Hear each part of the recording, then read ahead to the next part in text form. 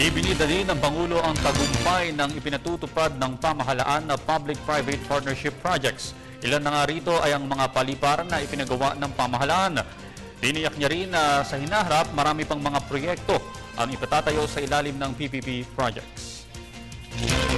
Ngayon pa lang, nakikita na natin ang epekto ng maayos na tayag na paglalatag sa PPP projects. Dati, may isang paliparan lang na may pagawa, napakalaki ng balita.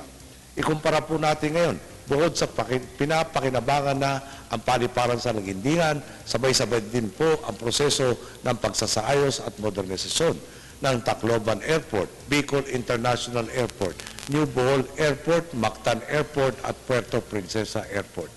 Ang Dahang Hari SLEX Link Road ang pinakamabilis na PPP project na na-award sa alinmang administrasyon nang walang shortcut na dinaanan ng proseso.